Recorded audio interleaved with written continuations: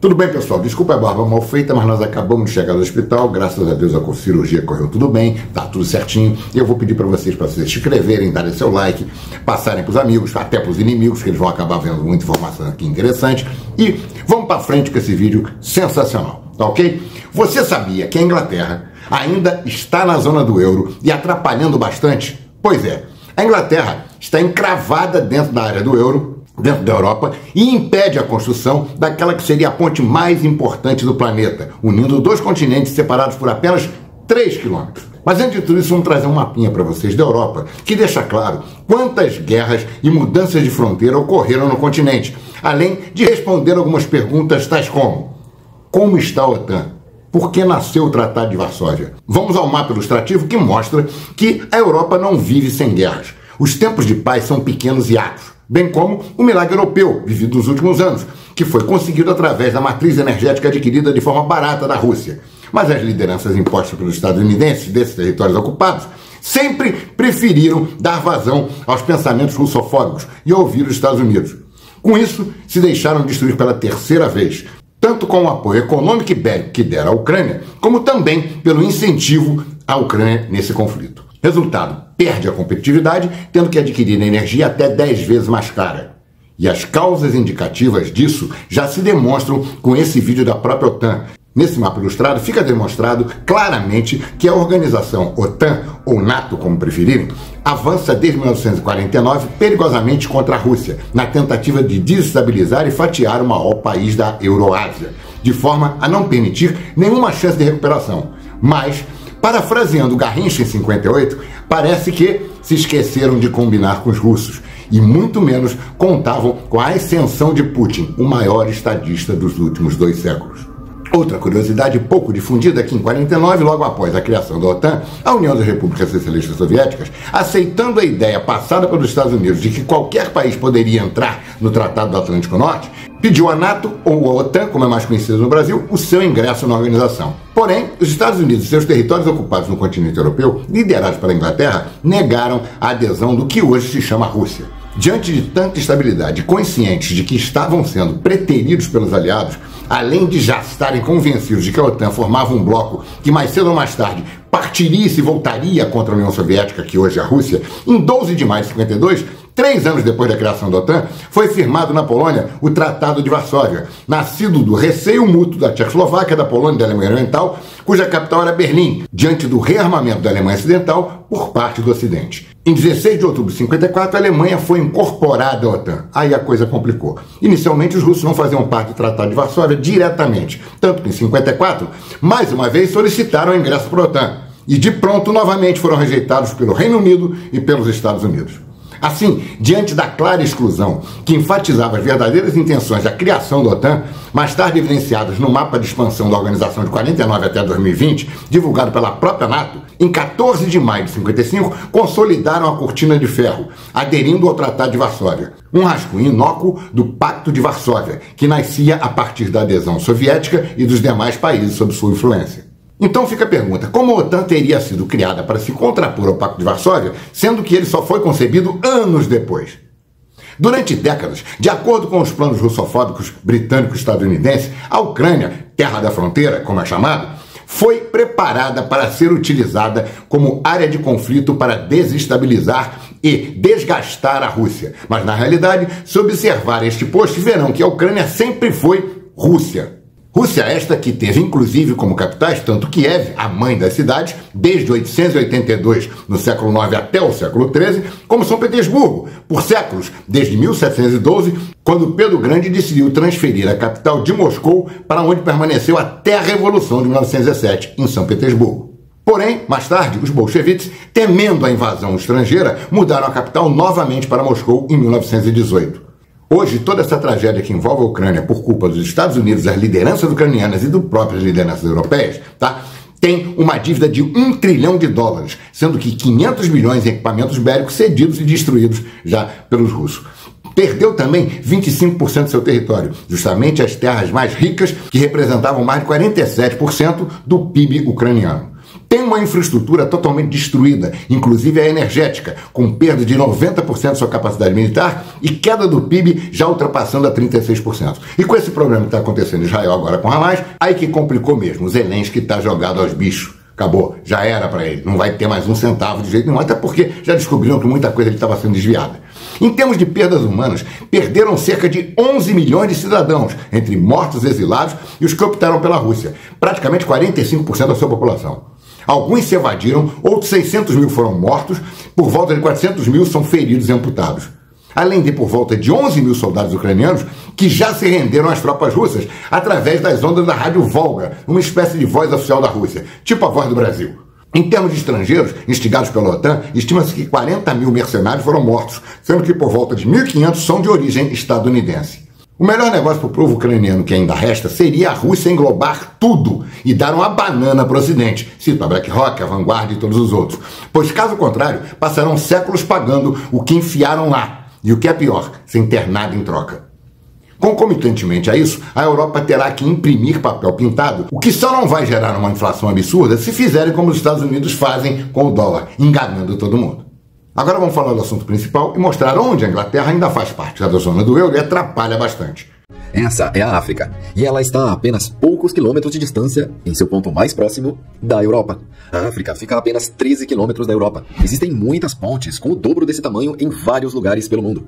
Então, por que não há uma ponte ligando a África à Europa? Se os dois locais estão tão perto e é possível construir uma ponte, por que isso nunca aconteceu? Afinal, uma ponte sempre facilita o acesso e acelera o ritmo de importação e exportação. O ponto mais próximo entre a Europa e a África é o Estreito de Gibraltar, um famoso lugar que foi usado nas antigas explorações vikings e em vários outros temas importantes na história.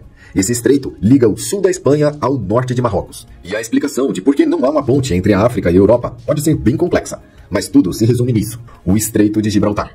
Um nadador profissional poderia atravessar essa distância tranquilamente. Lembrando que o recorde mundial de natação à distância é de mais de 150 quilômetros no mar. O Estreito de Gibraltar é um grande tabu a nível mundial. Com 58 quilômetros de comprimento, as pontas mais próximas se ligam a apenas 13 quilômetros de distância, com aproximadamente 365 metros de profundidade. Esse estreito já foi muito cobiçado no passado, e ainda é uma das rotas mais importantes do mundo.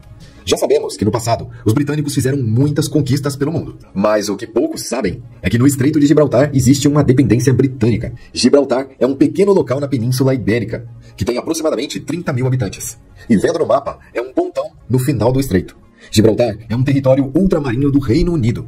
E isso quer dizer que entre Espanha, Portugal e Marrocos também tem um pouco de britânicos. Sendo assim, o trânsito nessa área é bem mais do que complicado. Espanha, Marrocos e até o Reino Unido acreditam que esse é o seu território. Mas as disputas por essa região chegaram a uma trégua entre as nações. A ONU já se pronunciou sobre o Estreito de Gibraltar. Segundo o entendimento da Organização das Nações Unidas, deve existir o direito ao mar. Essa ideia significa que qualquer embarcação estrangeira tem o direito de navegar pelo estreito sem problemas. Mas esse não é o motivo de por que não existe uma ponte. Afinal, ela não iria interferir diretamente nas navegações. A situação desse território se tornou um pouco mais complicada recentemente.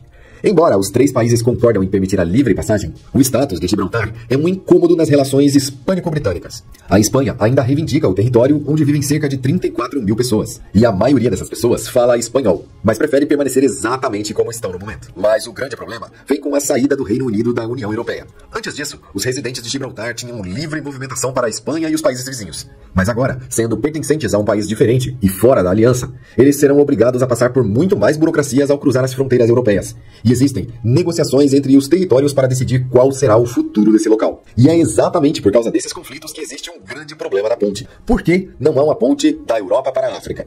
Se uma ponte fosse construída da Europa para a África, provavelmente o seu local de partida seria em Gibraltar. Afinal, geograficamente falando, esse é o melhor ponto para se instalar uma ponte até a África. A segunda opção possível para instalar uma ponte entre os dois continentes seria entre Malta e Tunísia. Mas as duas têm mais de 500 quilômetros de distância. E essa distância dificulta um pouco a construção, além de multiplicar várias vezes o custo de investimento nessa ponte. A consequência disso é que o tempo para que o investimento retorne se torne muito grande. E como os governos atuais duram em média 4 anos, poucos realmente se interessariam em realizar uma obra de tão longo prazo para o próximo líder assumir. A distância entre Gibraltar e Marrocos é igual ao de uma meia maratona, e poderia até ser percorrida a pé. Um bom exemplo é o Eurotúnel, uma construção gigantesca que liga a França até o Reino Unido. O Eurotúnel tem mais de 50 quilômetros de extensão e possui um trecho submarino de mais de 37 quilômetros. Ou seja, a Europa já construiu um dos maiores túneis submarinos do mundo, perdendo apenas para o túnel Seikan, no Japão, que tem mais de 53 quilômetros. A decisão de construir o Eurotúnel, que atravessaria o Canal da Mancha, foi colocada em pauta pela primeira vez em 1802, mas acabou sendo deixada para 1900 e inaugurada somente em 1994, quase 200 anos depois. Foi um dos projetos mais caros de todos os tempos, chegando a ultrapassar 20 bilhões de dólares. O Eurotúnel foi há cerca de 30 anos atrás e é o terceiro maior do mundo. E conta com uma linha ferroviária que vai rapidamente de ponto A a ponto B sem erros. Devido ao design delicado e o profundo túnel subterrâneo, não há livre trânsito por aqui. É uma linha ferroviária que leva trens de carga e trens de passageiros. Veículos comuns ainda não podem passar por aqui, mas alguns trens específicos podem levar o seu carro do Reino Unido para a França em torno de 30 minutos. Mas esse trajeto nem sempre foi tranquilo. No início, as pessoas estavam muito preocupadas com a ideia de viajar tão rápido e com tanta facilidade entre dois países tão distantes. Mas logo, a facilidade conquistou todas as pessoas, e hoje o túnel é largamente utilizado. Porém, um túnel com uma ponte para a África seria um pouco mais complicado. As relações desses países nem sempre foram puramente positivas, e a comunicação entre essas nações é marcada por ruídos. Esse problema também existiu no passado. Os franceses possuíam um grande preconceito com os ingleses e vice-versa. E somente muitos anos à frente, parte desse pensamento foi derrubado pelas novas gerações. O Eurotúnel conectou esses dois povos e os aproximou. Agora, estamos vivendo na era da aproximação da Europa com a África. Além disso, o Reino Unido e a Espanha costumam se dar bem na maioria dos assuntos diplomáticos. Mas Gibraltar é um ponto sensível. Gibraltar já causou alguns debates intensos no passado. E sendo assim, sua questão é uma grande polêmica, muitas vezes sendo evitada. Para construir em Gibraltar, seria necessário a cooperação total da Espanha e Reino Unido. Afinal, o investimento seria feito no território espanhol, sobre os cuidados britânicos, e isso poderia gerar várias interpretações.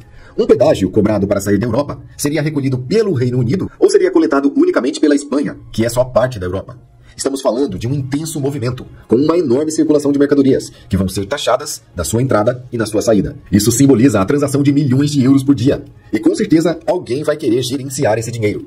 Do outro lado está Marrocos. Com mais de 37 milhões de habitantes, Marrocos exporta mais de 15 bilhões de dólares por ano, sendo uma potência na produção de roupas, eletrônicos e produtos químicos. Apesar desse país ter uma boa relação com a Europa, ele ainda guarda as visíveis marcas da colonização. As chamadas cicatrizes coloniais são os efeitos de serem invadidos por franceses e espanhóis. Um grande investimento como esse, feito por um antigo colonizador, pode ser visto como um ato suspeito. Marrocos só conseguiu sua independência em 1956. E por ser um país com uma independência jovem, que foi invadido inúmeras vezes no passado, é totalmente compreensível sua cautela. O Eurotúnel foi consideravelmente mais fácil, pois os países europeus decidiram se aliar e criar acordos de livre trânsito.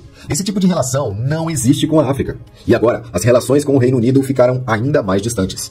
Desde que o Reino Unido deixou a União Europeia, foram adicionados várias burocracias, como por exemplo, a verificação de passaportes em trens. Já a conexão Euro-África vai exigir a criação de várias legislações de fronteiras, de acordos econômicos e além de uma infraestrutura de segurança.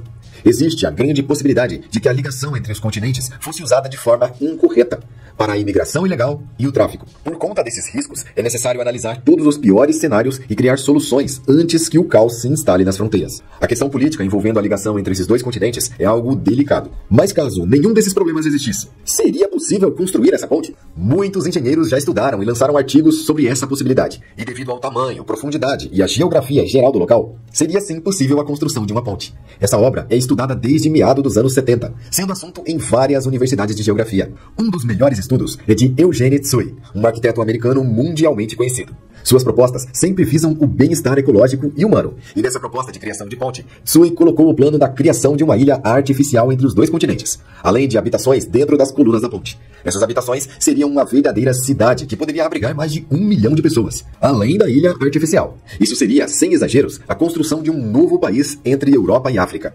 Esse é um maravilhoso projeto. Porém, além de caríssimo, envolveria muito mais questões políticas do que uma simples ponte. É devido a todas essas questões que ainda não temos uma ponte entre Europa e África. O Estreito de Gibraltar é uma das rotas mais importantes do mundo, mas existe uma rota muito mais cobiçada que ela. E essa é a rota que se chama Estreito de Malaca. Nós vamos ficando por aqui. Um grande abraço, se inscrevam, dê seu like, não esqueça de passar para os amigos. Se achar que todo trabalho merece remuneração, bota algum pra gente, o Pix está aqui embaixo. E preste atenção, no próximo nós vamos tratar de assuntos bem interessantes, tais como onde em 1 hora de caminhada se avança ou se retrocede 21 horas. Onde a Rússia está 20 horas à frente dos Estados Unidos, entre Desneve e Príncipe Gales, e muitas outras coisas. Mas antes de terminar esse vídeo, eu gostaria de trazer algumas coisas que ficaram perdidos no vídeo passado. Nenhum dos 16 países árabes que não reconhecem Israel emitiu nota condenando os ataques do Hamas. Isso é muito sério.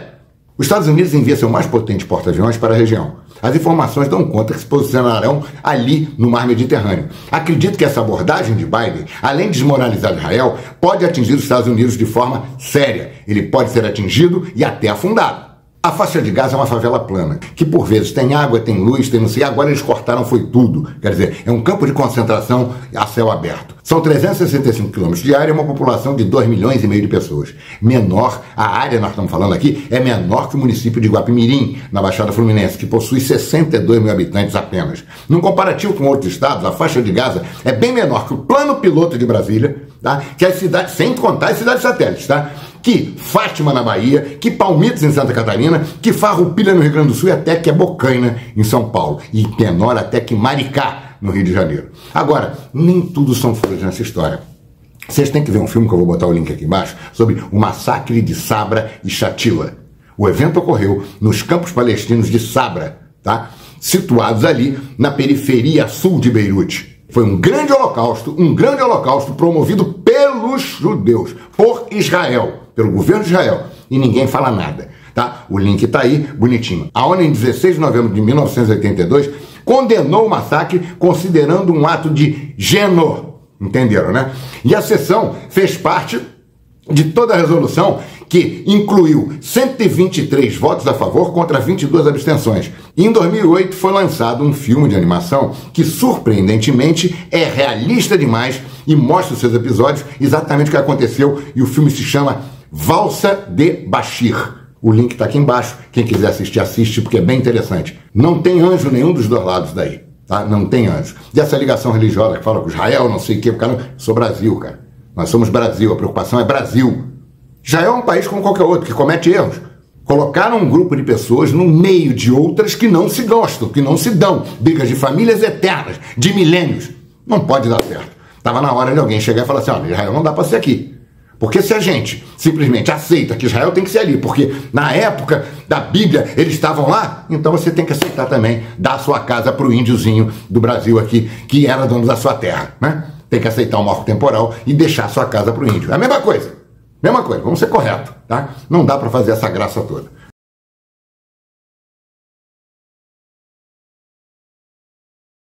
Não podemos deixar de lembrar vocês que no próximo vídeo, logo depois, nós vamos tratar da fronteira mais perigosa do mundo. Onde vocês acham que é? Dá uma olhadinha que vocês vão achar bem interessante. Um grande abraço, até o próximo, tamo junto.